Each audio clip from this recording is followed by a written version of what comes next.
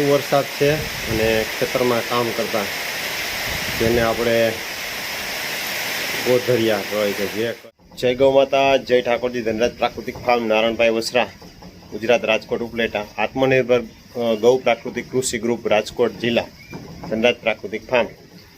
મિત્રો, ચાલો આજે બીજો દિવસ નીંદવાનો છે અને કેવું છે એ આપણે કન્ટિન્યુ કરીએ. અને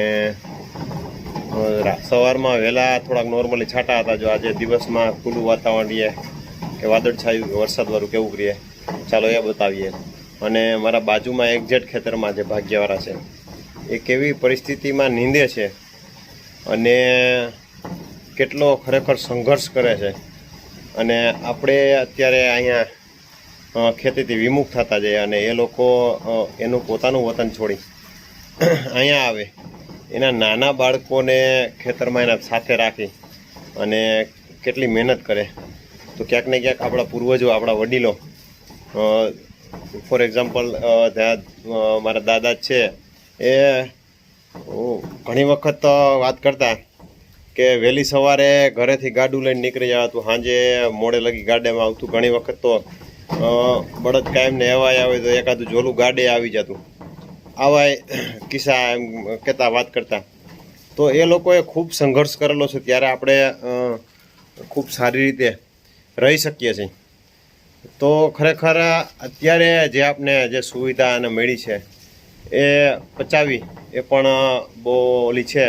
તો ખરેખર મહેનત કરવું જોઈએ, અને મહેનત ન કરીએ તો આવનારા સમયમાં ક્યાંક ને ક્યાંક જે આજે સહનશીલતા અને સંઘર્ષ કરવાની જે આપણામાં તાકાત ઘટતી જાય છે, એના ક્યાંક ને ક્યાંક કારણો આ જ છે. એકબીજાના દેખાદેખી કરવી અને જે વ્યવસાય આપણો હોય એમાં પૂરું દિલથી આપણે કરીએ કામ, તો 100% સફળતા એ વાત ફાઇનલ છે અને વાંધો ન આવે. પણ આજે કોઈ નોકરિયાત છે, કોઈ કારખાનાવાળા આપણા ફ્રેન્ડ સર્કલ આતે હોય તો એ તો એનો ટાઈમે કામ કરતા જ હોય. પણ એ જો જે લોકો એના ફ્રી ટાઈમમાં જ્યારે હોય તેને એની બદલીમાં આપણે વિચારીએ કે ભાઈ આપણે આ રીતે આમ કરવું, તેમ કરવું, પણ એ તો એનો કામ પતાવી અને પછી આવતા હોય. તો હરેક વ્યવસાયમાં હરેક 100% એવા સફળ પણ ન થતા હોય. કે ધારો કે 100 કારખાના ખુલ્યા, તેમાંથી 5 કે 10 કારખાના જ સફળ થતા હોય, બંધ થતા હોય એના વિશે કોઈ માહિતી ન આપતું હોય. ખેતી એક જ એવી છે કે જે મોટામાં મોટું રોજગાર પૂરું પાડતું. તો ચાલો વિસ્તૃત બતાવીએ અને આજે નિંદામણનું કેવું રહેશે, ચાલો એ પણ બતાવીએ.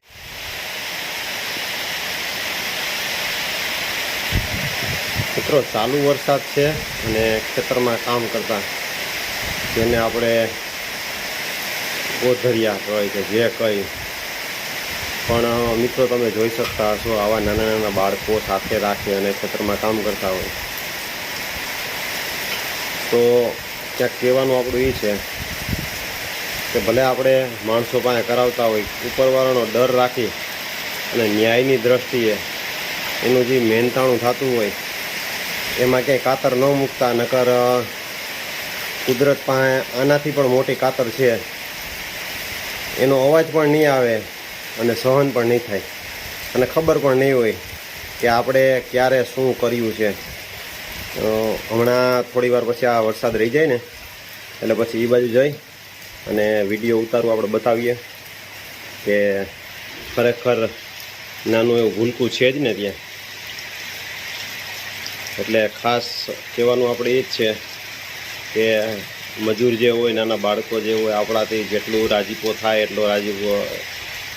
કેમ કે આપણા છોકરાઓને ચોકલેટ, બિસ્કુટ આ તે ખાવાની ઈચ્છા થતી હોય તો આના બાળકોને પણ થતી હોય. એટલા સક્ષમ ન હોય એટલે એ તો દેતા હોય, પણ જે આપણે ખવડાવતા એ પ્રમાણે સક્ષમ ન હોય તો જરીક અંદર આત્મામાંથી દયા રાખી અને આના બાળકોને રાજી કરવા. થોડાક રાજી કરશો તો પણ ઘણા રાજી થશે.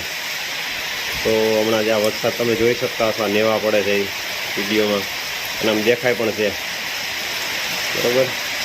માથે ઘોડિયાની માથે લુગડું ઢાંકેલું છે, પ્લાસ્ટિક નાખેલું છે, અને એની માથે પાછું કપડું નાખેલું છે, એટલે કે વરસાદનું એ બાળક પલવે નહીં. અને એની માં ત્યાં જ કામ કરતી હતી, લેતી હતી. અત્યારે એને બાળક પાસે આવી છે અને થોડી વાર પછી ચાલો એ પણ બતાવું તમને હું. આ નિંદામણનાશક દવા નાખા શેઠા ઉપર જે ગ્રાયસિલ કે મારેલી વીડીસાઇડ દવા આ નોર્મલી પાણીમાં ધોવાઈ ગયું છે એટલે. અને થોડાક દિવસ પહેલાં આપણે વિડીયો બતાવ્યો હતો ખડની દવા છાંટે. જો આ ખડ અત્યારે બધું સુકાઈ ગયું છે એટલે એ જાય ક્યાં જમીનમાં પોષક જાય ને એ પોષક થ્રુ ક્યાંક ને ક્યાંક આ પાકમાં આવે. તો ચાલો તમને બતાવવું એ બાળક ક્યાં સૂતું છે અને એ લોકો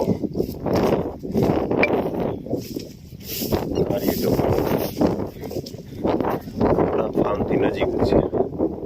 આ ખેતર બતાવ્યું હતું એના ઉપરની બાજુનું ખેતર. જો અહીંયા સૂતું છે,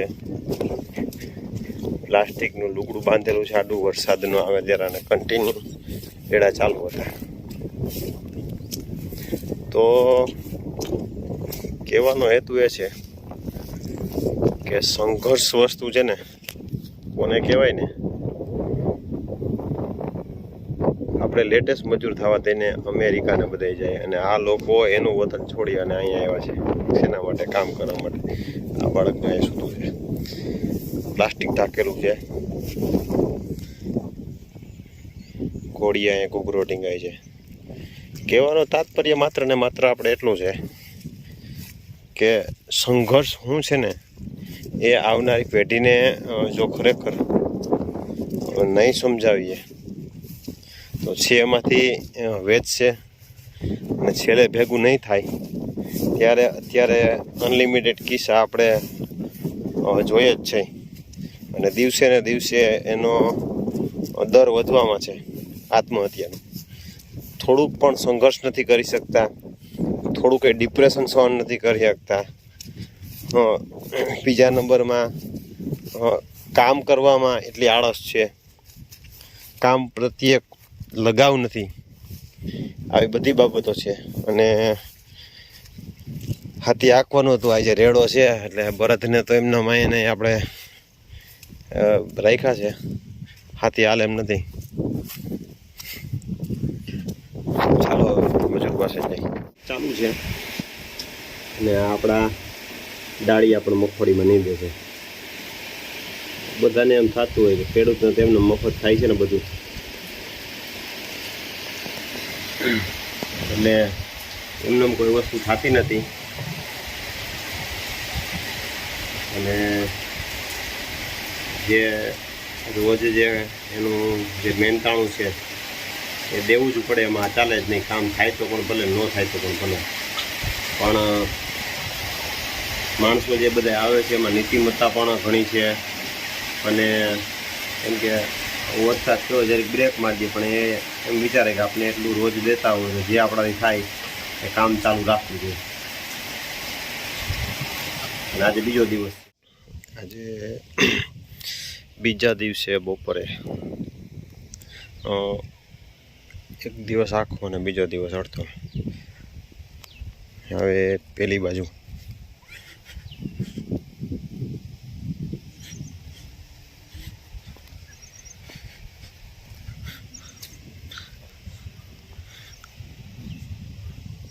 પારવી દેખાતી હતી થોડીક, હજી પારવી તો દેખાય છે પણ આ ક્લાસ ભરાવદાર થઈ ગયું છે. આ ક્લાસ વાંધો નહીં આવે. જે ડર હતો કે એકદમ વધારે પડતી પાકી છે પણ નહીં વાંધો આવે. આ ક્લાસ ભરાઈ જાય અને હજી એકાદા બે બળદના હાથી હાલતે એકદમ મસ્ત થઈ જાય. ટ્રેક્ટર વાવવાવાળું એક હતું, બિયારણ પણ એક હતું, માપ સાઇઝ પણ એક હતું. પણ બન્યું એવું કે આ બાજુની સાઈડ જેવી વરાપ થઈ અને પંખી બહુ લાગ્યા એના હિસાબે દાણા બહુ ખાઈ ગયા. ના જે ફાડા નીકળતા આવતા હોય ને સામેની સાઈડ એકદમ સરસ મજાની મગફળી દેખાઈ જાય. નકર આમાં પણ વાવેતર એ ટ્રેક્ટરથી કરેલું છે. માપ સાઈઝ બધું એકનું એક જ હતું. પણ તેમ છતાં જે આ પ્રોબ્લેમ થયો હાઈ ક્લાસ નકર અત્યારે તો દેખાવા માંડી છે. પહેલાં બહુ દેખાતી નબળી.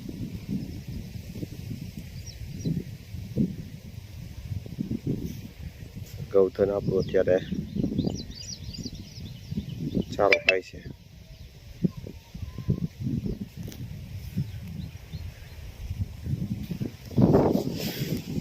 ચાલો નેક્સ્ટ વિડીયો સાથે મળશું પાછા.